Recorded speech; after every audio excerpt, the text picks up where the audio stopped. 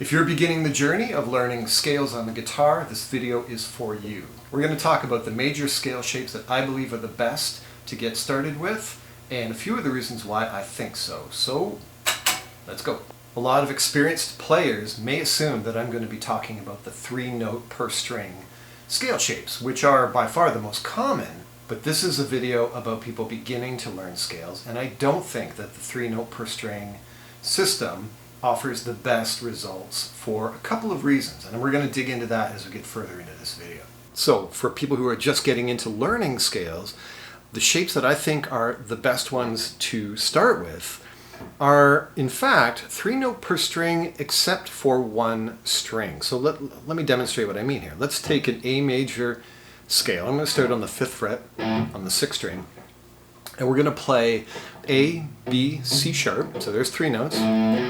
5, 7, 9.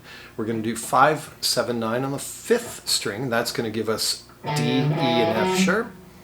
We're going to do G sharp, A, and B here on the 4th string at frets 6, 7, and 9. It's going to be 6, 7, 9 on the 3rd string. That's going to give us C sharp, D, and E. Now, right away you're thinking, didn't you just say this wasn't going to be a 3-note per string thing? Well, in fact, it is 3-note per string with the exception of one string. And in this case, the 2nd string. I'm only going to play 2 notes. I'm going to play 7th fret F sharp and 9th fret G sharp using my middle and pinky. So you have 3, 3, 3, 3, 2, and then we're going to end with 3 again. Okay. Now, the reason why I think this is better for somebody who's just getting into scales and getting their feet wet with incorporating scale playing into their practice, there's actually a few reasons. And the first reason is actually fairly basic, but I think it makes a difference here.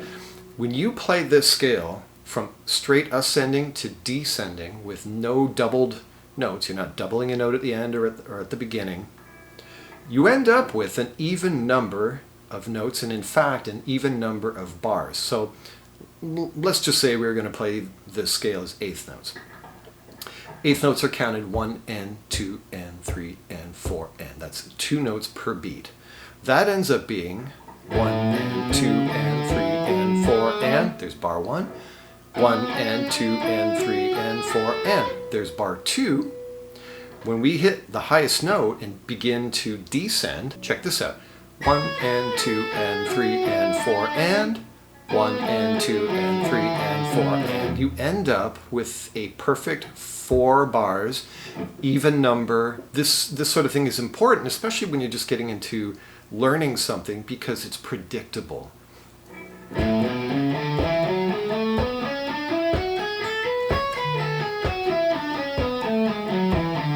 1 and 2 and 3 and 4 and 1 and 2 and 3 and 4 and 1 and 2 and 3 and 4 and 1 and 2 and 3 and 4 and. Okay? This does not happen when you do 3-note per string scales. It ends up being an odd number of notes, an incomplete bar. There's nothing wrong with that, and you know, some people are okay with that, but I think when you're just starting to learn something, it makes it more tangible to the player who's learning it, that there's that predictable even number of notes per bar, and especially even number of bars. So with the system that I prefer to use for, you know, when I'm showing people how to get scales happening on the guitar, this system of having one string have only 2 notes helps accomplish that, and I think that's actually a really good help. The other thing I think is sort of helpful here when it comes to learning this stuff that beginners will recognize is when you have that string with 2 notes, every single time it will allow you to end the same way it began. Not only fret-wise, 5, 7, 9, 5, 7, 9, they're the same notes, A, B, C sharp, A, B, C sharp. So there's that uniformity that, again, I think people learn things quicker when they regularly see a pattern or something that they recognize come back.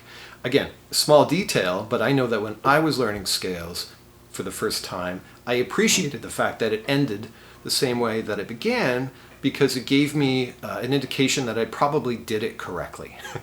Right? So we can all use a little encouragement when it comes to that. Now, there are 7 shapes that correspond with this one. This one is the major scale beginning on the first note of the major scale. I also have another 6 that begin on each consecutive note. Now, I'm not going to demonstrate all of them here. I am going to link you to a PDF and guitar profile for free in the description that will give you all 7 shapes in one key.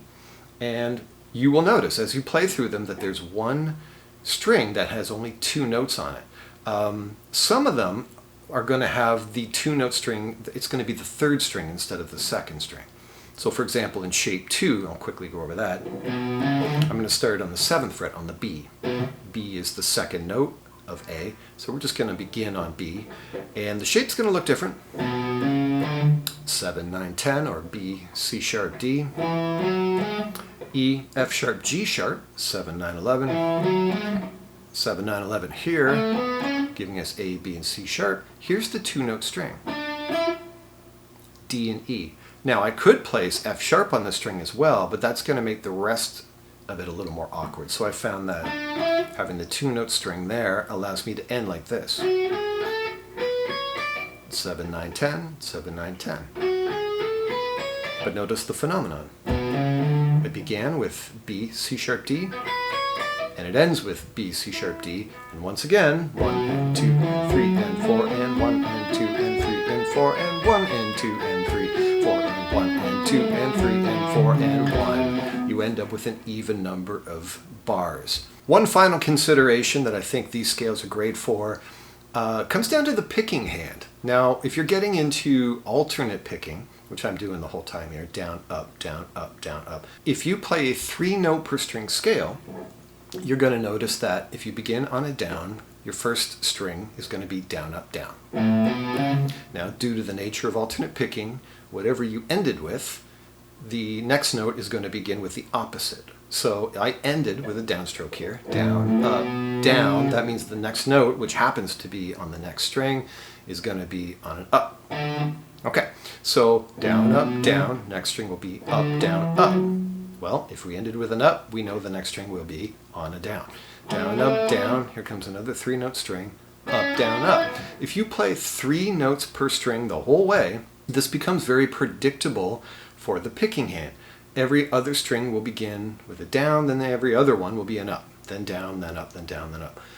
Cool, great. But we get very used to that, and anything that falls outside of that picking paradigm ends up being weird and trippy for us later on. Now, when you're playing actual music, you're not always going to have the luxury of exactly the same number of notes per string. It's just not going to be a realistic thing unless you don't mind playing kind of the same licks over and over again. So by having this scale system where we have one string that trips you up a little bit, makes you think you're going to have to work out that particular string cross, for example here, down, up, down, up, down, up, down, up, down, up, down, up. Here it is, down, up, down, up, down. So there's 2 strings that begin on a down. One of them has only 2 notes, and technically the next one's going to have 5. When you go to ascend and descend, you're technically playing 5 notes there.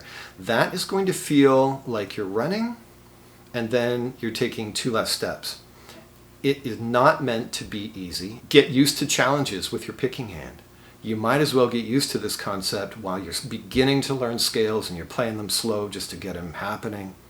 Don't get too used to something that becomes super easy, because there's a ton of players whose licks, literally all their coolest, flashiest licks, are preying on the fact that it's based on a strictly 3-note per string thing, and anything that falls out of that is just going to trip them right up. So this will allow you to experience what it's like to have something odd thrown in there, and therefore I think it's actually worth doing. So the mindset of, making things trickier so that you overcome challenges is actually going to help you in the long run. I know a lot of people, when they're first encountering that, they're going to kind of balk at it and go, screw that, I'm just going to make it easier for myself. I implore you not to think that way all the time, because your playing ultimately will kind of suffer from that sort of mentality. So check that out. You're going to have down, up, down, up, down, up, down, up, down, up, down, up, down, up, down, up, down. And I think you're going to find that it will not take that long to overcome it, and I think you're going to find it pretty rewarding.